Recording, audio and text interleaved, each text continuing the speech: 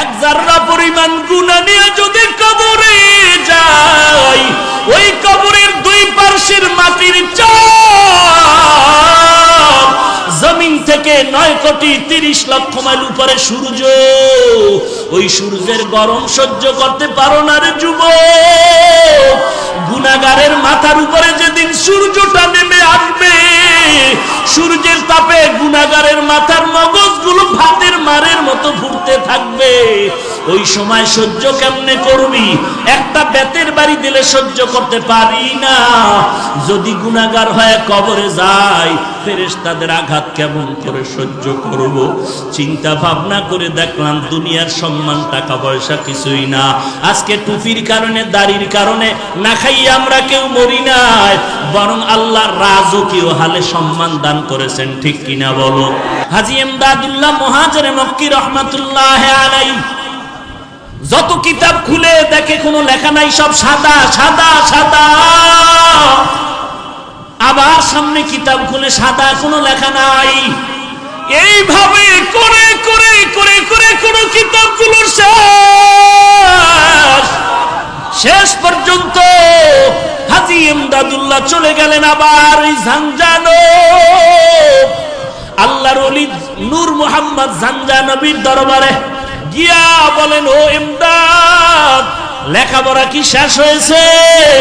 বলে, ও আমার উস্তাদ শায়েখ, আমার আপনার অনুমতি নিয়ে যত কিতাব পড়ার জন্য আমি চলে গেলাম, ওখানে গিয়ে আমি কিতাব খুলিয়া দেখলাম পড়ার জন্য।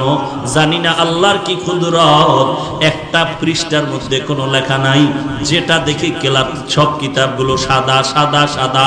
একটা কিতাব বন্ধ করি আর একটা খুলি সাদা, একটা বন্ধ করি আর একটা খুলি সাদা। এইভাবে দেখলাম কোনো অক্ষর কিতাবের মধ্যে নাই। নূর মুহাম্মদ ঝাঞ্ঝানবী চোখের পানি ছেড়ে কান্না শুরু করলেন আর বললেন, ইমদাদ, মনে হয় জানো আমার থেকেও তোর মান আল্লাহর দরবারে অনেক বাড়িয়া যাইতেছে। রে ইমদাদুল্লাহ,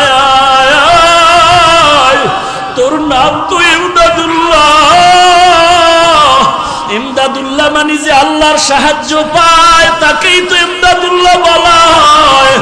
ওরে ইমদাদুল্লাহ, তোর আর পড়ালেখার কোনো দরকার নাই। তোর অন্তরটা আমার মাওলার জন্য এত পাগল, আর লেখাপড়া লাগবে না। আমার আল্লাহ তোর দিলের তামান্নার উপরে আমার আল্লাহ এত রাজি হয়ে গেছেন। আল্লাহর কাছে দোয়া করি, আল্লাহ যেন ইলমের নূর তোর সিনার মধ্যে ঢেলে দেয়। লেখাপড়া লাগবে না। আল্লাহ যদি কবুল করে 12 বছরের জ্ঞান আল্লাহ ঘুমের মধ্যে অন্তরে দিতে পারে কি পারে না? ইলমে রায় জাজু করদান বেহিসাব, খলকে রাদাদান জওয়াবে বাসওয়া। এই আল্লাহর বান্দা কাফিয়া পড়ার পরে আর পড়তে পারে না, কারণ পড়ার জন্য যে কিতাব খুলে দেখি লেখা নাই সাদা সাদা সাদা। এই ইমদাদুল্লাহ কেমন একজন আল্লাহর কুতুব! এই হাজী ইমদাদুল্লাহ আমার নবীর শানে যখন দুরূদ পড়তেন, নবীর দরুদে দাঁড়ায় যাইতেন। এই হাজী ইমদাদুল্লাহ যখন বসতেন ঘুমাইতেন, পাও দুটো বাঁকা করে বসতেন ঘুমাইতেন। কেউ প্রশ্ন করছেন, শায়েখ আপনি পাও সোজা করে কেন ঘুমান না? হাজী ইমদাদুল্লাহ বলে, জানো না রে ভাই, রশিদ আহমদ গঙ্গুহি রহমাতুল্লাহ আলাইহি কি বলেন, ওরে রশিদ, আমি ইমদাদুল্লাহ যত চেষ্টা করি পাওটা সোজা করে ঘুমানোর জন্য, আমি ডান দিকে খুলতে গিয়া ভয় পাই, আমি বামে ডা পা খুলতে গিয়া ভয় পাই, আমি সামনে পা খুলতে গিয়া ভয় পাই, আমি পেছন দিকে পা খুলতে যাই ভয়। কারণ আমি যেদিকেই তাকাই দেখি আল্লাহর নূরের তাজাল্লি, আল্লাহ তাআলার নূরের তাজাল্লি দেখতে পাই। আল্লাহর নূরের তাজাল্লির ভয় আর আদবের ভয় আমি পাও খুলে শুইতে পারি না। আমি পাও বাঁকা হয়ে বসি, পাও বাঁকা করে শুই। ইনি হলেন হাজী ইমদাদুল্লাহ মুহাজির মক্কি রহমাতুল্লাহ আলাইহি। কেমন আগুনওয়ালা বান্দা! তার সিনার আগুন লাগছে রশিদ আহমদ গঙ্গুহি রহমাতুল্লাহ আলাইহির মধ্যে। তার সিনার আগুন লাগছে উজানির কারি ইব্রাহিম রাহমাতুল্লাহ আলাইহির মধ্যে, আর উজানির কারি সাহেবের সিনার আগুন লাগছে চরমনায় সৈয়দ ইসহাক রাহমাতুল্লাহ আলাইহির মধ্যে। এরে নবীর উম্মতের দল, এইটা ফুৎকার দিয়া বাতি নিভাইতে পারবি না। এই আল্লাহওয়ালাদের মিশন তাবলীগ জামাত, এই আল্লাহওয়ালাদের মিশনে কওমি মাদ্রাসা, আল্লাহওয়ালাদের মিশনে ওয়াজ মাহফিল। অতএব এদিকে যদি কেউ আঙ্গুল বাঁকা করে তাকাও, আল্লাহর কসম তোর চোখ দুটো অন্ধ হয়ে যাবে, তোর আঙ্গুল বাঁকা হয়ে যাবে।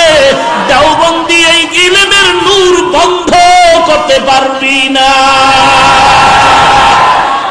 ইলমের আয়া জাজু করদান বেহিসাব, খলকেরা দাদান জবাবে বাসওয়াব।